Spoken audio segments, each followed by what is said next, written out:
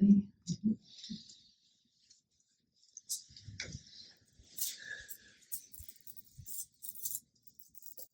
I do feel very lucky, however, because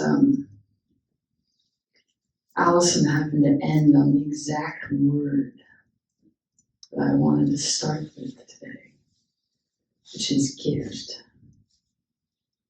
Gift, and particularly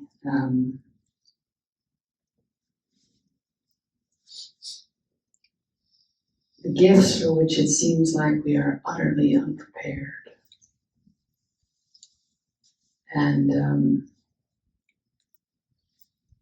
someone told me this afternoon that she was, you know how this goes, you start to spread out in your space as the week goes on. And I know that you have to start to gather your hoops and everything back and try to fit into your little mat. And she was noticing that she was sort of spreading, so she was trying to rein things in to spare her seatmate. And the person just said very kindly to her, "Oh, it's all right. Your things are fine." And she started weeping. Because she was so, I'm sure the person is very kind, but it was really that her heart was so open, she could be touched by this incredibly small act of, 2 inches. It's all right, you can exist, you're allowed. Which is remarkably difficult sometimes. Like, I don't think I'm allowed to exist or take up space, or if I do, I have to be entertaining or smart or wise or something in order to be allowed to be here in some way. Beautiful. I'm sure the list goes on. And there's something about this kind of vessel that over the week you just get to exist and have a kind of, a couple people today were using the words dignity and purity. Just your being, along with the being of everything, just gets to be here, and you get to take a breath. Oh, and it's kind of nice. And so,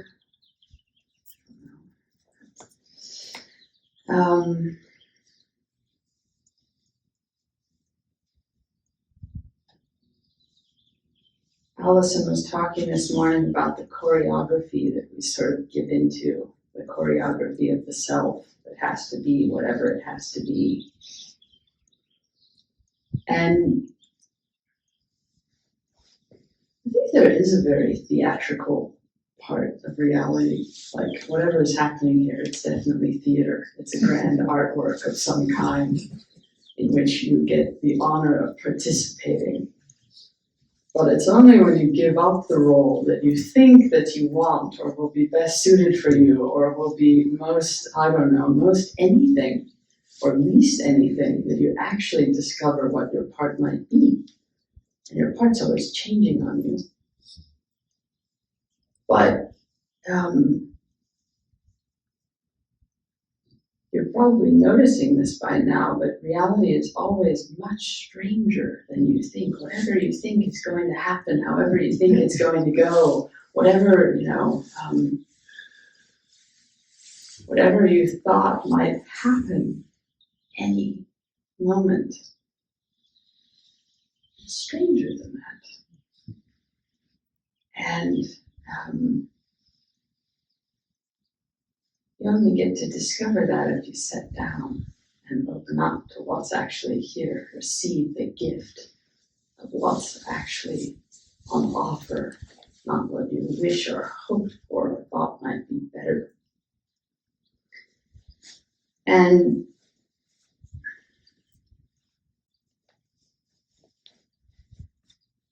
it's hard to tell at first what it might be. Someone told me a really interesting image yesterday that was asking her a question. She said, "I don't always do very well with direct questions." She said, "My mind is more like an impressionist where there are images that appear, and then if you stand back, you can actually see something. And I thought, yeah, that's kind of how it is all the time, actually. That's how Sesshin is. You get little glimpses of what you think might be happening, but everything's just kind of weaving. Like we start out with a theme, which is this very thin line. And throughout the week, everyone's presence and movements and colors and the hummingbirds in the fountains, an unexpected gift for which no one was prepared. I did not know that they do that in the fountain. And if you haven't seen it, I highly, right? See, everyone is like, oh my God, we were not prepared for this. I was not prepared for this. Mm-hmm. But it's just enchanting. It can go on for hours.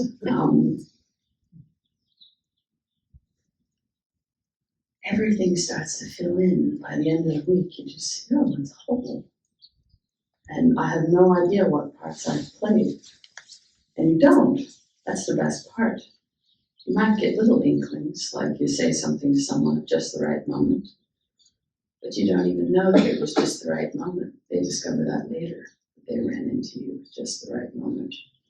Or you stumbled and fell at just the right moment. Or you, I don't know.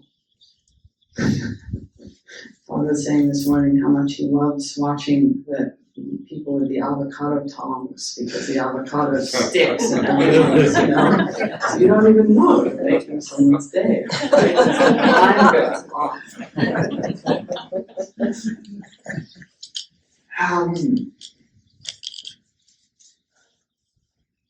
And when we let go, we get surprised. Like I was, where is she? Courtney Keeler has never been with us in person before, and I was remembering, I don't know why this popped into my mind, but when we started doing Zoom sessions at the beginning of the pandemic, we started mailing people.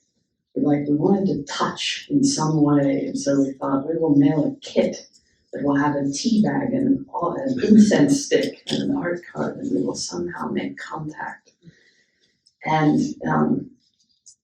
Jan Black was, in many cases, the visionary behind this endeavor and made them beautiful and sometimes would wrap moonstones in little pieces of cloth with gold wrapping.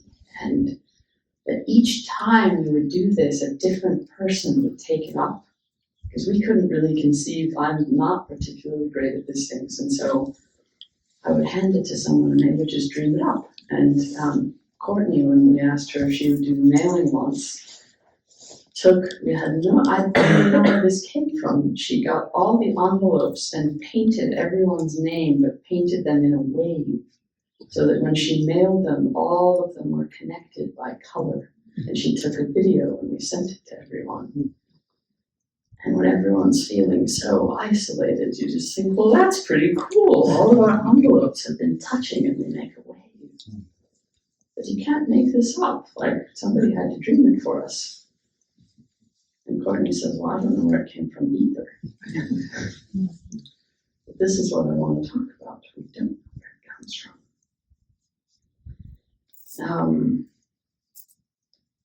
We just know that it has something to do. The very first night of this retreat, I had a dream that I was with John and Allison somewhere looking at Picasso's. And we were trying to find the moment in all the works of when he got free. When did he get free to start experimenting something? And I don't know anything about Picasso, but what was interesting about the dream was just like, when is that moment? When is the moment where you get, and there's like 10,000 of them. You get like a tiny little, but they do start to accumulate. And then something will just come out of you and you surprise yourself. You think, who did that? You don't know really, but it somehow feels resonant with your own being. And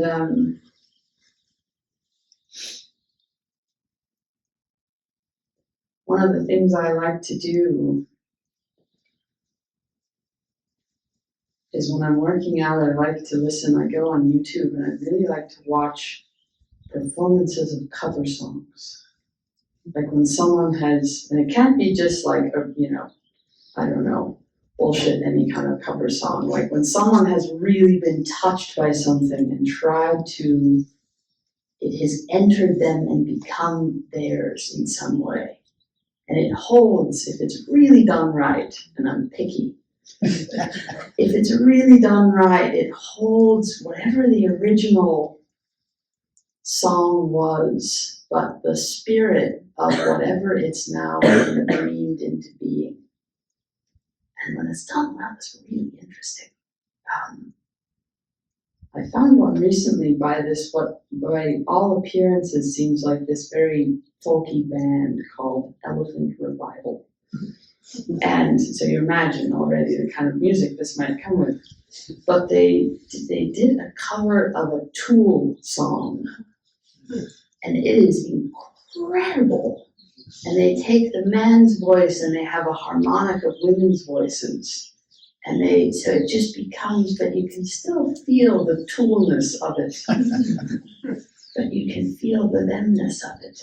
And I thought, well, this is like koan study. Like, this is pretty much for like cover bands for the ancestors. You take this piece of wisdom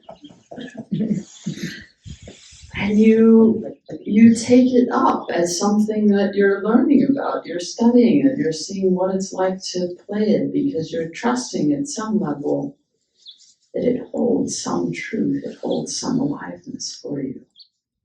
That's like taking it on a little bit of faith. And it's not always an easy relationship at first. Someone who sits with us who's not here was telling me recently that he felt the koan was cocky and getting very bossy with him. I said, you think that's the koan, huh? Anything in your own mind that's ever that? No, the koan clearly, But the more he sat with it and played it and played it and played it and just tried to see what it was about, you can't help but reaching into whatever that kernel of truth is in the song, in the koan, in the painting, in the whatever it is. And it requires of you somehow give up some part of you, usually. You both give up some part of you and find some part of you at the same time. And what's interesting is how, like, a lot of you have probably heard this song, but like Johnny Cash took up a Nine Inch Nails song called Hurt. And the video of it will just absolutely blow your mind, because you just think, well, this song was clearly written for Johnny Cash. And Trent Reznor, the Nine Inch Nails guy, said when he saw the video, he just started weeping and realized the song had its own, it wasn't his anymore. And he loved that. He thought that was amazing. It had taken on its own life. And this is true with koans too, you'll find. It just somehow becomes yours. It's like yours and not yours. And it might connect you to the ancestor or the person who said that, or whose consciousness that appeared in. But it also opens you to this consciousness that it's appearing in. And that's kind of cool.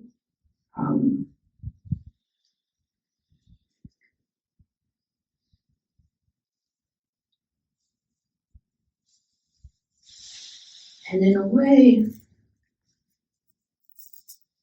it's the willingness to enter, I guess.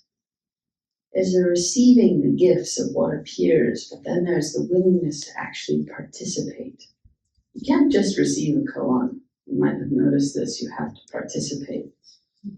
And there's mass resistance toward this endeavor at certain points where someone will say, show me, and the person is like, absolutely fucking not. No, I will not. I don't know how, I do not want to, let's talk about the koan. No, sorry, show me. And this really just becomes a way over and over and over again of like, this is just life, can you just enter? Oh no, I like my theories and my stories and my whatever instead. And it sounds simple, but it's hard. And you the other night. We're talking about, the other day, I guess, all the ways in which you would resist all the things. And Todd probably knows what I'm going to say next. The first retreat that I ever went to did the koan that I'm going to share with you tonight. And everyone was, there was a theatrical movement at the time to act out koan as a group. And I felt immediate dread and resistance. And Todd, bless his heart, sat back against the wall and said, I'm not doing this. So I was like, yes, I'm not doing this. But of course I didn't say that. I just kind of, awkwardly like, maybe not. And we did do it, and the whole time Todd did not do it. He got off the hook, but he was a good sport about it. But I was with him. I was in solidarity, absolutely. And it was interesting to see how terrifying that was to me. Like, it was just play. It was okay. No one was going to get hurt. But the resistance was astronomical because it felt so much was at stake. I might make a fool of myself. With any luck. It might be fun, no. It might, all the things, right? No. And it also involved potentially singing and dancing, and I just thought, no, we're not doing this. But one of the gifts for which I was unprepared was a guy named Mark, who's no longer with us, who used to sit with us, and had, 50 surgeries or something in his life. I don't know the entirety. He had all these tumors that grow in his body. And was the nicest, sweetest man. And somehow he said, we can do it. I'll play guitar, we can do it. And I thought, all right, if he can do it, I can do it. And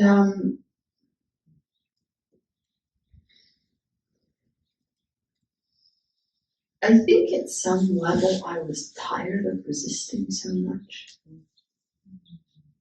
I couldn't really bear it still, but I knew I wanted to, and that was a big difference. I was tired of being so locked into whatever I was locked into.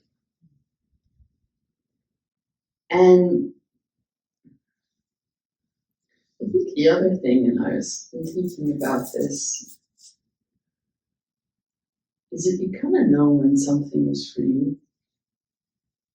Like you meet a person, or you meet a practice, or you meet a moment, and there's an immediate, yes, that's for me. And then there are all these other things that well, no, that can't be true, and that's probably not the right thing, and maybe it should be something else, but maybe I'll lose it, and maybe there's this backpedaling and defense and all this stuff that happens. But if I look at every single important event or person or thing in my life, it's because I could recognize at some level no matter how terrified I was, that something was for me. I could say yes. And somehow at this, I knew it was for me, even if I left the retreat early, the dreaded leave early. And I had a good reason, but I could clearly tell, I just couldn't quite bear it all the way. But I immediately signed up for the next retreat. And it went on from there. And no, I remember probably the first time in my life I got that strong of a yes, or maybe the second or third time, my hands started shaking and I started weeping because I knew something was a yes, but I was sure that I wasn't going to do it justice. I was so terrified that I was going to ruin or let down or not be good enough or not be free enough or not be whatever.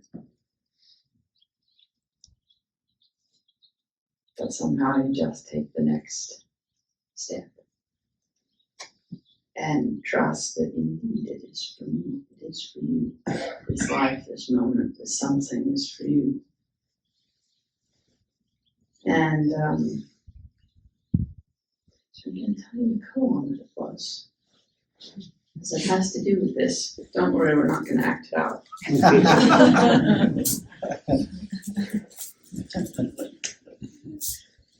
In a place called Virunga in the Northern Territory of Australia, there was a singer named Marlon.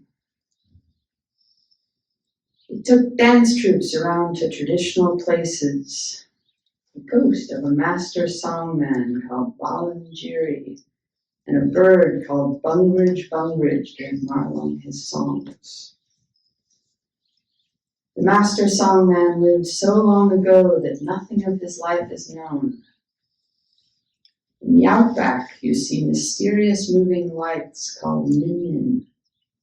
They are thought of as spirit lights and have their own creation stories and dreaming that are considered to be dangerous. One night, Marlon was sleeping, watching a minyan light. The light was blue and green and white and fell down across the sky from west to east.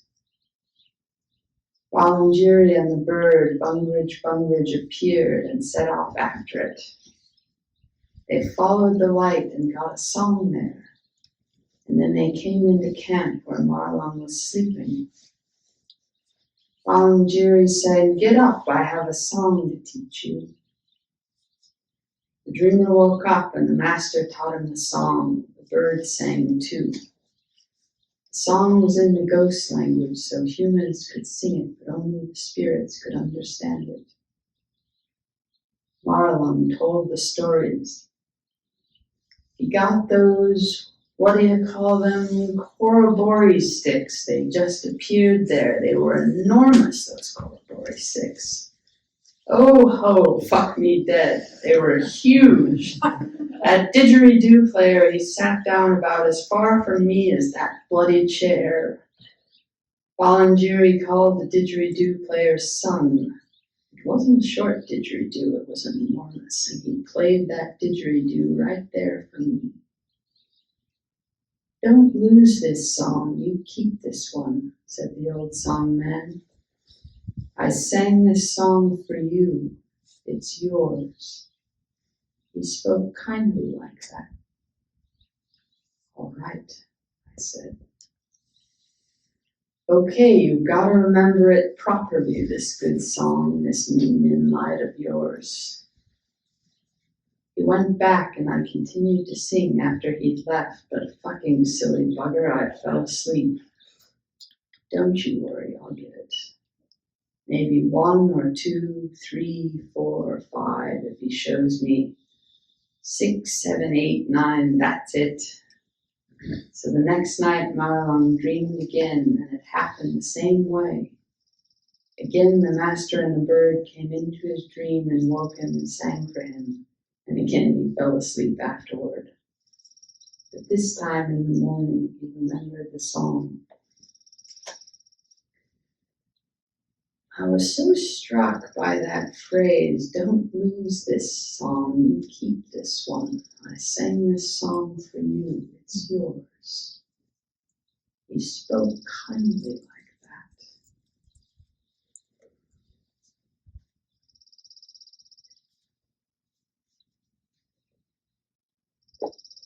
And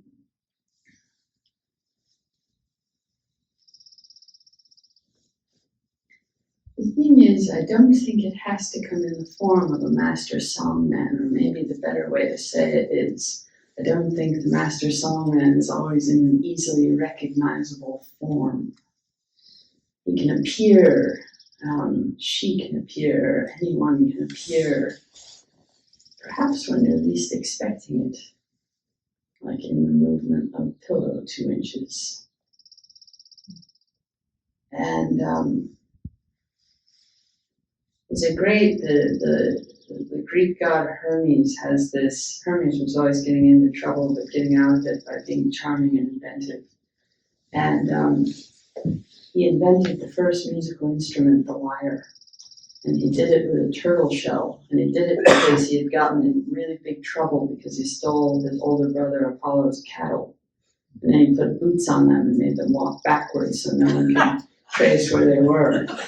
And when he got caught, he found this turtle shell and he turned it into a lyre and it made this beautiful music. And he said to Apollo, here, don't be mad. And Apollo was so taken by the sound that he was like, all right, baby brother, can see you're going to be trouble. But Hermes said this great thing, which is, I come upon everything indifferently as I don't know what I'm looking for. I thought, yes, that's practice. I come upon everything indifferently because I don't know what I'm looking for. And the more I think I know what I'm looking for, the farther away it seems to get, or the more anxious I seem to get about holding on to it, or the more convinced I seem to be that I'm never going to have it. But when you let all that go, you find the most miraculous things just appear to you. Keep this song, this one's for you. This hummingbird is for you. The avocado shaker is for you. And the joy of that and the feeling that it carries of the infinite in a way, because that's in everything. But what it shows is somehow something grabs you, speaks to you, comes alive in you. That's the participatory part. You have to receive and participate. And there are a lot of, I'm going to give you a few interesting examples of the hidden songman in these. I come upon everything indifferently because I stumbled upon these and I thought they were interesting. Because there's something about, this is true of koan practice too, you might get like a little bit of it, but then you have to stick with it, and you really want your teacher to pass you anyway, because you have this much, and your teacher says, there's more, and you look at them like you're mean. You just don't love me, that's why you're not passing me. Clearly, I get it, clearly I deserve the next one, and I'm not failing. And I say,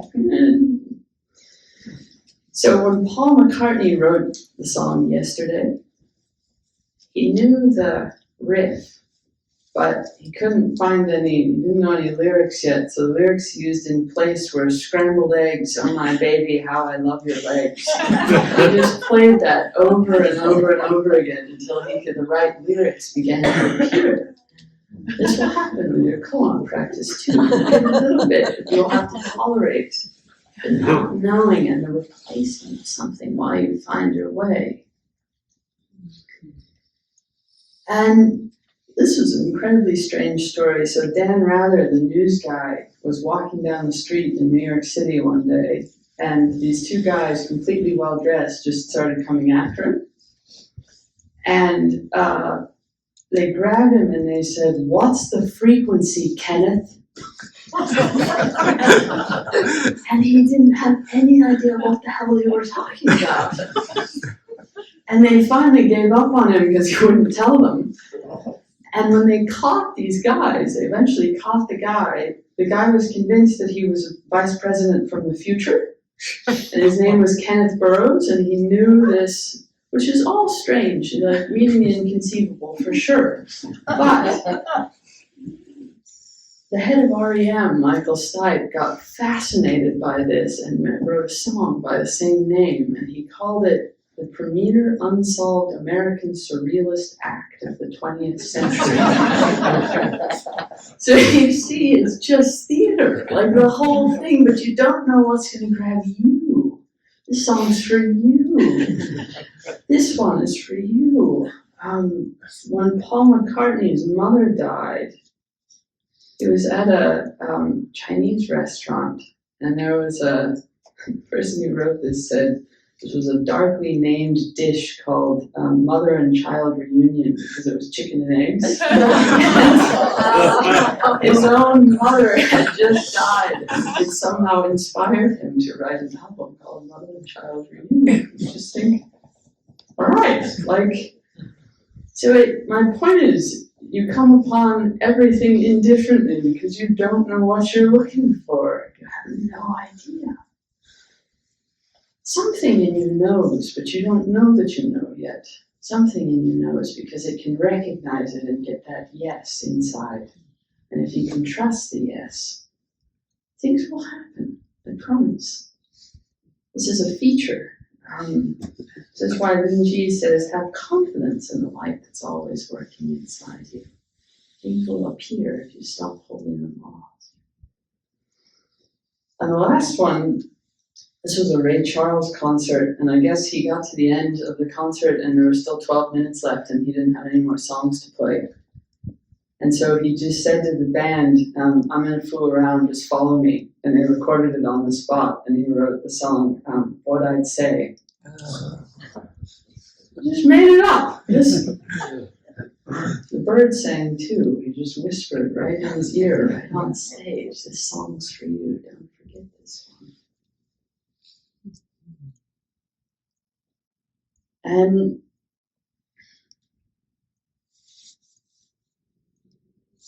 so you have a master songman somewhere in there. You have a bird. You have some Min lights that are yours. And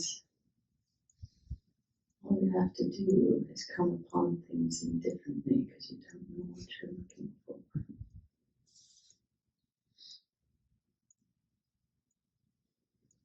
Let's see if I have anything more to say about that.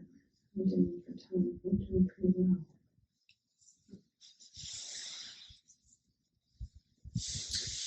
Some questions or reflections.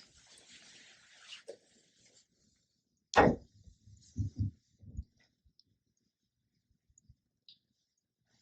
noticed something about the world coming to you. Used to be a painter, and what you do making a painting is to get started on an idea that you have. Like in my case, it was mandalas, and we make it this big, and I want these colors and stuff like that. But you're really hoping the painting will start to talk to you. Because when that happens, then it has some life, and it's you, the painting telling you what it wants to be. You're like working on it, and it's always changing. It's always changing its mind about what it wants to be as you work on it. Yeah, that's beautiful. And then typically I'd be up till 2, 3 in the morning working on these things, and I crashed. And the next morning there'd be this thing hanging on the wall. Where the hell did that come from? That was really cool. That's beautiful, William. Thank you. It's like that. And the thing that's interesting too is I don't know how many people have come in and said something to the effect of, well, it's fine if I'm in nature, it's fine if I'm doing art, but sitting in front of another person, then I panic.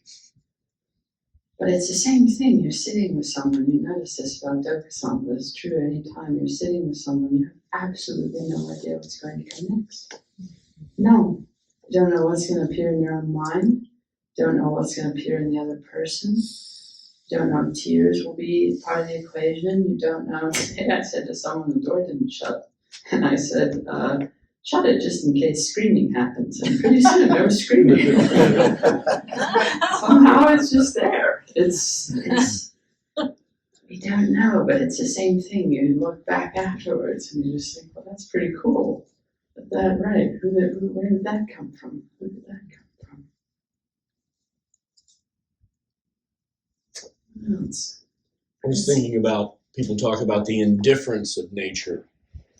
And it doesn't know what it's looking for either. And how that's a very, I don't know if the word's compassion, but it's interesting that indifference being the source of not heartlessness, but heartfulness. When you say that, it's interesting. The image that comes to my mind is when I'm always fascinated when I go hiking and the roots have formed into perfect steps. Mm-hmm. And you just think, well, how did they know to do that? And you're right, it's indifferent. They're just finding their way down, and then feet are finding their way across and pain, but it just is. Or darker. we have a bird. We have these birds that always nest in this one place. It's a terrible place to nest. We haven't stopped them, so there's always a little one that dies.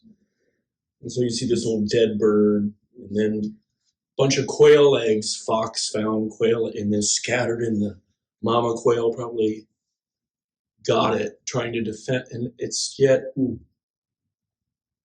right? It's Mother the and way child that love, yeah, mother and child, but also the love. It's an interesting expression of love. Yes.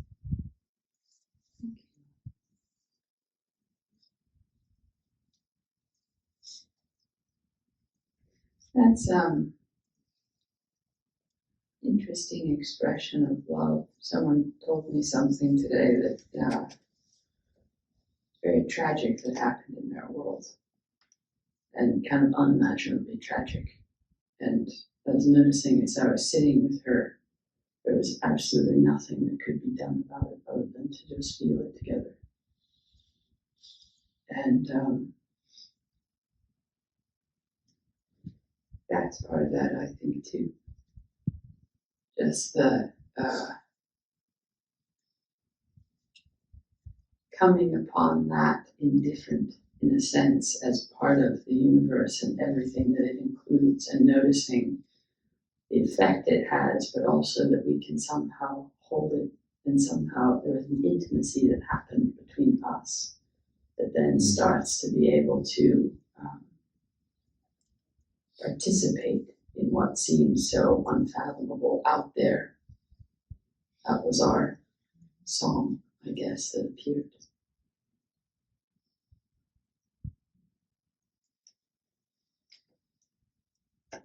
Jen. I also don't like that word. I don't like the word indifference. I'm sitting here like, isn't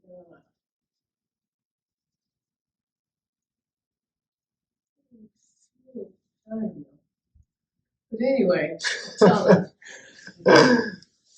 don't like that word, Tess. Not indifferent to indifferent. So the other day I was in Doksan house, and I said, well, you know, like I'm sitting with the Khan, and I'm sitting with it before we came, and we got it, and like nothing.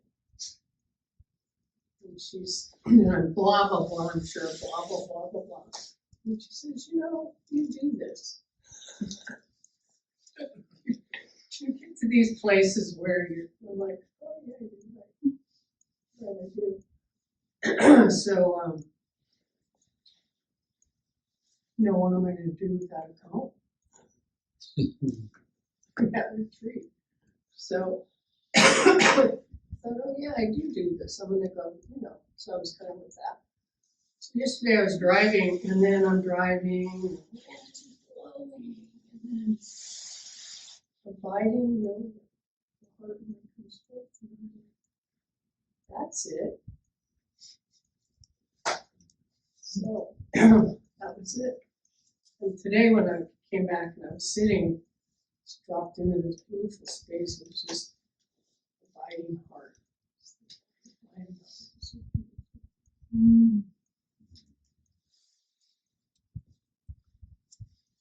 It's amazing how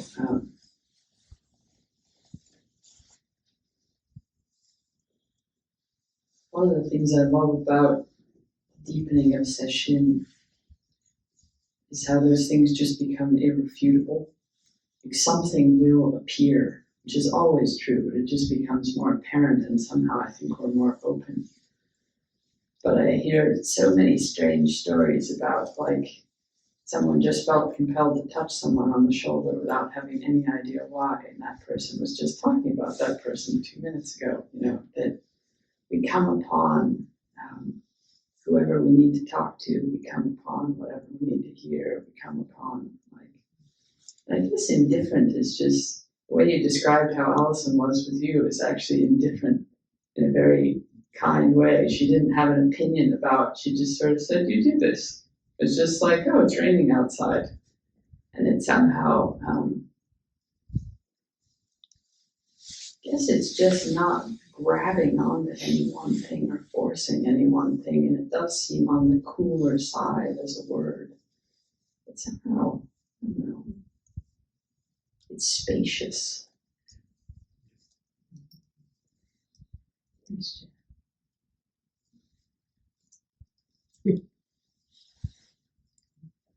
Christopher. I resonate with a few things here, or a lot of things here, but it's, to me, the indifference of nature versus sometimes or being with a person and say something true becomes this maelstrom of trying to package up what's inside and get it out in a way that, I don't know, honors or feels true. And it's, to me, I guess that's the struggle, or at least how I resonate, like with what Jan said, and William and others, of just wanting it to talk back in a language that I can get out. And it's that, I don't know, transformation, if you will, of something into this, into that nature doesn't demand, kind of thing. So that indifference is, I don't know, to me, yeah, allows all that to happen without asking me to say something true. So I package it up and then all the words. this starts happening. Right. I've heard this about you. I think that the thing that comes to mind is space. Because the truth might change. You might say one thing, and if the person can respond, the next thing might be different. It's sort of like if you're painting, as soon as you put one thing down, if it's all if you think the truth is in here and you just have to get it onto here, you've lost the. But as soon as I make a stroke, it changes my mind about, oh, the next thing wants to be here. I thought it was going to be like this, not like it. So it's constantly changing rather than a fixed thing that I have to somehow do justice to. That was my previous mistake. Interaction being collaborative art all of a sudden. And then it's not me trying to deliver something, but it's us writing the story. Yes, beautiful. You know what else it is with a painting? Is that you actually have to look at it. You have to start to see it in its, feel it, like see it deeply, as opposed to thinking about what you want it to be. So in a way, it's not picking and choosing. It's this interesting dance with it. That, you don't have to decide what to do. You just really have to look and feel. And there's a point at which it starts to work. Before that, it really, and then suddenly it's like really alive. That's very cool. But Yes, and I think it's staying. That's the interesting. It's the scrambled eggs. Oh, baby, how I love your legs, and not just thinking, this song is crap. This painting is not. That's staying until it starts to work. I like what you did. And Colin's like that too. I'm just not going to be able to do, and then you get, oh.